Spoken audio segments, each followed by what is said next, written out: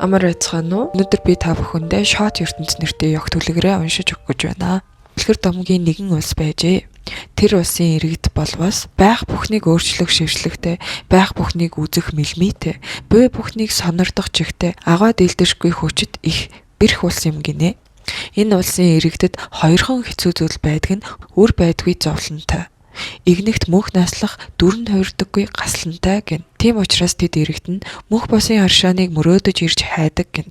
Мөнх босыг олж авах бол үрсээ үлдээж чадах юм гинэ. Ийм нэгэн ид шидэн бялгаж эд хавандаа төөрцөн игэлгүй хүн олонтой улсад нэгэн намгийн мэлхий ороод ирж гин. Навч нахиа үгүй тэр улсын хүйтэн чулуун газар дээр хөл тавиад л баригдаж гин. Үзээд үгүй гэвч өнгө зүс дорой шид хүч үгүй тэр мэлхийг нэг их ойшоож үдсэнгүй буцаага тавьжээ. Мэлхий ил улсаар нэг хэрэн хийсч их олныг ажиж гин. Ид шидээрээ наадаж эд хаваараа багтах хэрн үр үгүй зовлонтой. Мөнх цаг хугацаанд гацсан тэдний наадаа нь зүтгүүр аж, наслах нь там аж. Ингээд харж хүмүүн олонд нь намгийн мэлхий хүсч хайгаад бөө мөнх бусын аршааны тухай мэддэг гэдгээ хэлж гин. Түмэн олон цуглаж хэлцээ төрүүжээсээ дагах байх гэтэл дагах нь бүхэл сонирхсон шинжгүй. Сонирхох нь бүхэл сонсон шинжгүй байх нь гайхам. Бүгдийг сонсдог чихэн хайсан зүйлийг нь өгүүлж өгөхөд хааж төгжээд дүлээрдэг ажээ. Өөрийн биеэс хүний гар ургуулan хүзүүгээ бомлуулан эргэж түнтэйгээ ноцолтон наадах нэгэн им хүмүүн дээр өнөө мэлхий өсөрж очиод асууж гин. Наадaan чинь ямар учиртай наадгаа ямар учиртай шидвэ? Эмэгтэй хариуд нь өгүүлсэн нь өөр шөнийн заагаар өөрөөс бусдад хувилдаг, өглөө өчийн цагаар өөрөөсөө өөрийг төрүүлдэг, үр үгүй мөнх настай надад үүнээс өөр сэтгэл баясгах үйл үгүй тул ингэж би мөнх үргэлжлэх гунигаа нэмгэлдэг юм хэмээн инээмсэглэн хэлв. Инээж байгаа жаргалтай байгаа мэд үнэн байсан тул гуйныг гэж нэрлсэн утгагүй хоосон үг мэд мэлхийд санагдав. Гэсэн ч мэлхий асуув. Хайгаад байгаа мөнх босын аршааныг чинь хаана байдгийг би зааж өгч чаднаа чи хамт явах уу гэхэд өнөө эмэгтэй сонжин хараад даган явах гэтэл ургуулсан гар нь хоолойг нь боомлоод байсан тул тастаж хайчгаад дагаад явв. Мэлхий түүнийг усаас нь гаргаж ойролцох намаг тавиачаад энэ уснаас хүртвэл мөнх босыг олно хэмээгээд жижиг горхийг заав. Эмэгтэй хорон бодсонгүй хүртэж орхив. Тэнгэрийг ажвал дээрээ нартай юм, тэртег уулсыг харвал тэр хүртэл орон зайтай юм. Амьсгалаа сонирдвал амьсгал бүр цэнтэй юм. Бүхшгүй мөнх гэж өөрийгөө хорьсон тархин шоронгоос гарахад үхээд өгсөн олон хүмүүнийг үзэж өнгөрсөн дурсамжууд тодров. Би яагаад үүнийг мартчихсан юм бэ гэхэд мэлхий тэр улсаа гаднаас нь хардаа хэмээн чиглүүлв. Дөрвөлжин чулуун шоон дотор дээрээ нар үгүй, дэрэгдээ хөрс үгүй, шөндөө сар үгүй, өдөртөө сүүдэр үгүй оршин байх ижил олноо харлаа. Сүүдрээ мэдэхгүй хүмүүн мөнх бус гэдгээ яаж санах билээ дээ хэмээн тэнгэрийн луу хүрчигнөв. Мэлхий хэмээн ботсон бодол нь харсан хараа нь төсөөлөл төдий хуурмаг байжээ гэж ухаарах зураа.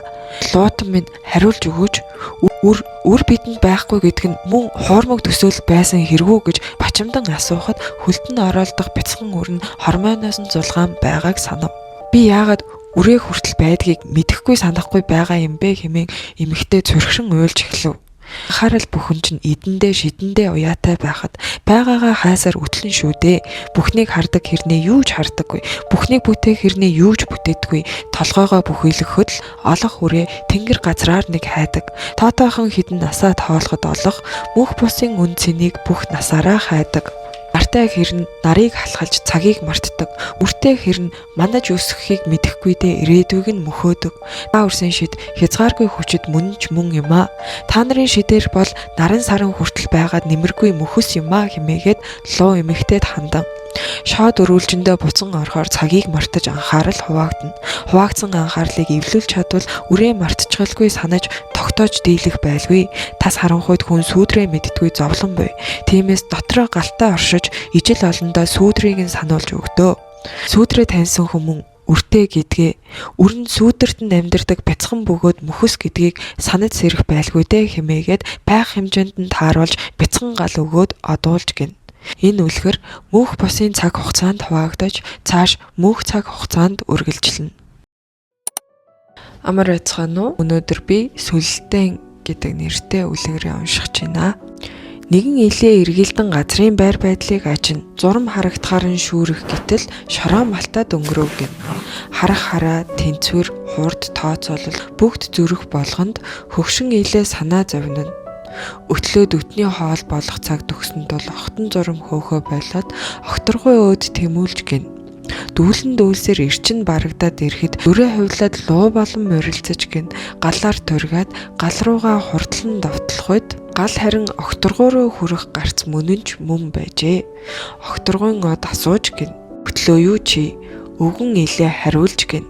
Сарвааснаа авч саварцнаа барьж чадхаа болжээ. Чадал харж өтөл насыг зоглолоо гэтэл өчөөхөн балчир ангахаа минь тарваг зурмаа ялхахаа байчаар тарган туранхайгаа хэмчгээ болчоор далавч сарвууга андууран хошоо хумсаа эндүрдэг болчоор баг балчирнаасаа өгөрлөө гэж санах чинь аргагүй бизээ. Энэ элсний ширхгийг аваад хөх алаг дэлхийдээ буц гэв. Өвгөн илээ буцаж ирээд өнөө элсний ширхэг гэдэг нь манхан уул байсныг гайхан бодов. Огторгойд байхад ширхэг илсэл байсан юм. Одоо энд манхан болоод тогтчихлоо гэдэл дээгүр нь эргэлдэн байв. Тороох ганц бургасч үгүй. Тогтож ажих амьд нь нэг ч үгүй тул эргэлдэн байхдаа өөрийн сүдрийг ажив. Үд сүдгүй молзон мэт их жижигхэн атгар харагдав. Өтлөөд би үдийн ангаахаа шиг жижигхэн болсон юм байх та гэж бодох зурт Огторгойн одны үг санаанд оров. Далавч сарвууга андуурна гэж байхгүй дээ хэмээн далавчаа ажвал өртөл шууны далавч яавч биш. Дүнгэж сөдөлж гүйцэж байгаа юм уу гэмээр харагдав. Хошуу сарвуу хумс юугаа ажихад мөн өтлөөд өтөнд бариулах нь бүүхэл үл хоол гортгоц балчир илээний дүр тодров. Би өтлөөгүй харин өтөлжээ гэж зүүдэлсэн юм болов гэтэл элсэн дунд ирээмогоо морилцаж харагдав. Шүүрч аваад зооглон байхдаа ичээ таниад өөрийгөө санав. Хан гард би шуудын хаан атлаа могоо барьдгаа хүртэл марцсан байчүү. Өөрийн бийцэл залуу атлаа өтөлсөн илээ гэж ташууран бодолж огтон зурм хөөж явснаа бодоход шуурганд өртөөд энэ тарих хэрэгжчихсэн байжээ гэж гинт санав. Сансан даруйдаа мартаж гээгдүүлсэн нэгэн үлээ дүүрэхээр тоос шууг зорин очив. Өднөөсөө хоёрыг үг хариуд нь би өрийг чинь цайруулъя гэхэд тогос шувуу ёсорхон зөвшөв. Тогсны өдийг хүмүүнд өгөөд энэ хоёр өдийг өргөө гэрийнхээ хоймор залан хоногвол хоёр сүултээ нэг үр төрнө хэмээгээд одов. Тэрэн хүмүүн үгээр нь үлдэж хоёр сүултээ үр мэдлэв. Сүүлээ чирэн адлуулсаар сүрхээ уцаартай хүмүүн болж өсөв. Түүний уцаарыг чагнан үзээд хан гард хөөрдөн инээн. Сүүлийг нь далавч болгох өдөр ирж адлуулж байсан сүүл нь аваад нисэхэд уцаарт тэр хүмүүн уулга алдаж зүрхэн болгов. Нисэн нисээр хан гард дээр ирэхэд хан гард хэлсэн нь хоёр сүүл унжуулсан хорвоогийн алаг өдрүүд хатуу байв уу гэхэд хүмүүн хариулав. Хатуудаа хатууч хил үг ургуулж хэрүүл тэмцэл хийсээр хилэмгээ даламгой боллоо л гэв. Хоёр далавч болгон хувирахад хоосон толгойд чи айвуу баярлав гэхэд хол халсыг зорихоос өөр сонголт өгөөдлээ хэмээн зүүхцээр ирлээ. Айх баярлахыг сансанчгүй гэв. Ажиж тандан ямар тогоон дотор амьдарч байгаагаа дээрээс харвуу гэтэл ажиж тандах гэдг нь ямар үг юм бэ хэмээн уцаарлангуй дуурав. Би чамайг үг хэл нэмсэн ч үгийн утга гээгдүүлэн уур уцаар цалигсан ч угийн монхог нь арилаагүй гэж мэдээд байсан юм хэмээгээд тогс шувуун дээр дагуулan очив. Тогс өдөө хараад таних авч өртөөгөө санаад нэхэд зүрхэлсэнгүй. Хайрын сайхан өдийг минь хүний махан бид хоёр сүүл болгож ургуулад түүгээр нь бас нисгэн гэж таны л санаанд багтах үйл биз хэмээн өгүүлв. Тогос чи өдөө таньж байгаа юм байж харин хүнийг нь хараад танихгүй байна уу гэхэд ажиж ганган тогос миний үрт хүмүүн байна гэж үг унгав. Тэгвэл одоо чи наад хүмүүндээ мартсан зүйлийг нь сануулаадах гэхэд тогос өгүүлрөв. Үгийн ард утгач би, урч би, миний сүр жавхлан өдөндөө бол чиний сүр жавхлан өгөөшөндөө. Нэг үгийн ард 100 салаа жим байхад нэг өгөөш өмхээд 90 ясыг орхигдуулвал чи хүн нэрээ мартаж тогос би 2 өдөө эргүүлж авна хэмээв. Ингээд хоёр сүлд хүмүүн тогоондоо буцаж буцлав. Үг бүрийн арын утгыг үлдээлгүй бүрэн тодлоход хоёр сүүл нь туслав. Айдас гэдэг үгийн утга хувирч айдас биш болж байв. Араа шүд гих үгийн утгыг бүрэн тэмтэрхэд алаг дэлхийгч багтаахаар өргөн цар хүрээт байв.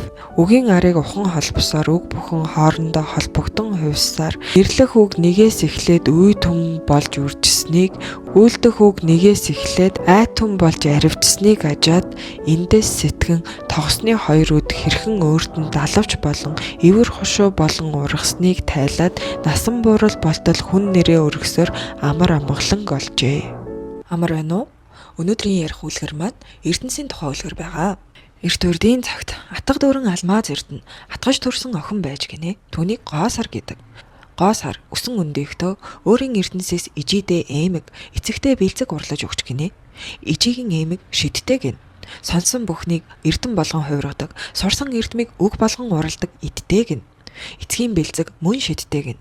Хүрсэн бүхнийг ур болгон мөнхөлдөг, хүрсэн бүхнийг шим болгон хуралдуулдаг идтэй юм гин. Энэ сайхан ертөнцийнх нь хариуд их эцэг нүрдээ саран мэд гоо яваг хэмээн идээр эрдмээр эзэн ноён хатан нуруугаар нөөлөглөж нэрээрээ манаж мөрлөлөөрөө өргөж өсгөж гинэ. Насыг насалж буурал он цаг үлрэн хөөрсөөр эрд мордох насанд золгов. Эцэг нь харамлаж ижийн санааширсаар ир болсон харцаг хүүд эхнэр болгон охиноо өгөв гэв. Охин эр нөхөртөө эрдэнсээ зүүж хоёуг орлов. Эр нь гэтэл тайлж шидэд оронд нь чулуу зүүсгэлж гэв. Гоо саран гайхшран бодов. Бодон бэлцэг урлав. Эр нь сонжиж нэг хараад сонирхож нэг үзээд хідэн гарагтай барин тавин явсаар бэлцгийг нь гээгээд могоогоор орлуулад хуруугаа ороочихов. Могоо биетээ бэлцэг нь хөдөлж харагдана, эсгэрч дуултана. Гоо сар унтхан зөөрч үс гизг нь үлэмж сааралтаж арьс юунд хухайран зөнхийж үг хэлн өглөн яншиж эхлэхэд харцаг богцноосоо сүрэг могоо гаргаж тавиад гэрээ дүүргэн мүлхэлтэн байх болов. Гоо сар өөрт нь үлдсэн сүүлийн эрдэнсээр үсэндээ хавчаар урлан өөртөө зөөхөд үүнийг хадсан харцаг өөрийн могоонуудаа зэвтэй төмрөөр хавчаар урлавч зүүх үсгүй мулцсан гэдгийг нь танив. Эрдэнийн тэр хавчаар шөнийн зүүдэнд харцгийн нүдийг гэлбуулан сэрээгээд байсанд сүрэг могоо хилэгнэн сүрэглэн бүчиж хатхан хатгасаар гоо сарыг өгөөдгөж орхив. Гоо сар бас нэгэн могоо болон хувирсан эсгийг бөөмэд мүлхэж цогноо амьдрах болов. Ижийн эцэг нь охиноо нэгсээр ирэхэд эр нь харин хинэгчгүй. Энэ олон могоо дундаас ирээд олвол аваад яв хэмээж гин. Ижийн эмэгний шид хуралдаж эсгэрэх олон могоон өгсийг чагнаж үзээд өгүүлсэн нь. Энэ олон могоо хүний хэлсээр өгүүлсээр үгэн дуусаж хоолон ширэгсэн хүмүүний сүнсийг тээх ажгав. Хэнийг гэдгийг нь жи таних уу гэж харцаг хөөгөөс асууж гин. Харцаг хөлсөн нурсаж хараан төв болоод хэнийг юм гэж ширүүхэн дуграв. Хөө минь чиний өөрийнх гэж гэргий болсон хүнийх нь гэрэлт наран ижийг хариулав. Хатан эцгийнх нь бэлцэгтэй гар энэ хитэн могоод хөрөхөд хүслийн царанд хийгээр амилсан адуу мал автар сав өргөөгөр аяг тагш болон хувьсаж эхлэв. Гоо сар харин байсангүй. Гэргий болсон хүнийх нь гигээд наран эцэг нь тагштай сүг барин залгилахад охины хоолой цангинан авчаар дотроосоо дуулдав. Авчаарыг аван үзвэл гоо саран гарч ирээд авсан эрдээ үгээ хэлв. Өгсөн бүх эрднийг минь хад чулуу болгон хааж өөрийгөө хамгаалавчи. Өөрийн гараар уралсан бэлцгийг минь хоосон үгэнд хувилгаж хий салхи болговчи. Үгэн могооч нь хатгасаар үхтэл намайг хорлов. Хайсан эрдэнэсээ олов гэж хайрын үгсээр уйраахад чинь эрдэнэс гэдгийг таньдаггүй эрийн сүг гэж даанч мэдсэнгүй хэмээн уйлах нь бүхэл уцаарлсанчгүй хэлв. Харцаг хариуд нь үгээ өчөв. 2-3 могоотой хонож унжин тоглоход минь ижи бойл гэлгүй инээж баясаж харсан. 4-5 могоотой дүүрэн жаргаж наадахад эцэг зэмлээгүй эрхлүүлж сайшааж үнсэн. Үнэт эрдэнэс нь миний хувьд олдоршгүй байсан тул үгээрээ орлуулж үнийгээ могоо болгон хатгуулж хавцсан бүхнээ дарж номхруулсаар эрийн зэнд хүрэхэд хайсан эрдэнэ минь нэг л өдөр игэл даруй төрхтэйгөр эрдэнийн чулуун гоёлтойгоо миний өмнө гарч ирэхэд үнэн гэдэг эрдэнсийг үзээд анх удаа би үннээ хэлсэн нь тэр байсан юм шүү гэж үгээ хэлэхдээ шүдээ зууж байв. Өөрийн үг нь могой болж хувирсангүйг анзаараад багхан гайхав.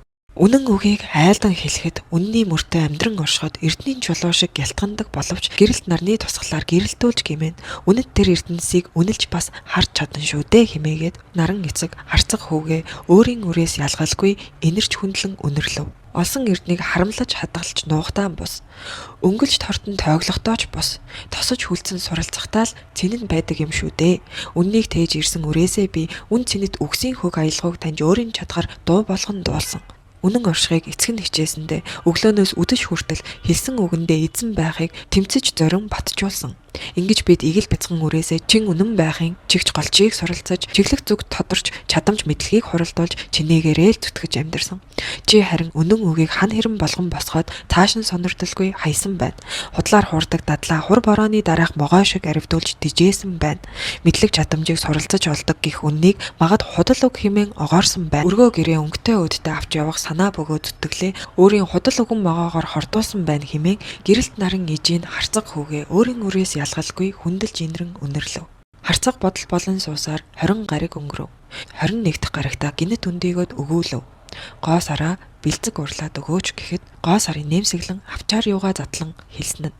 Миний чамд гэж хадгалсан эрдэнэс хизээж могоон толгой зүүгдэхгүй. Харин чиний урлаж бүтээх гэж төрсөн биед хуйг бэлцэг эмэг гэд өвч зүүсгэл болж бол хүрэлцэх юм химээгээд эр нөхөртөө эрдэнэ болсон үнэн үгсийг хол алсын бодолтойгоор холбож урсган зүйж хэлхэн хэлж өгөөсээр насан борлыг золгож үрс балчруудаа үнэт энэ эрдэнэ өвлүүлэн өвгөн эмгэн хоёр амраа моглонг олов гин.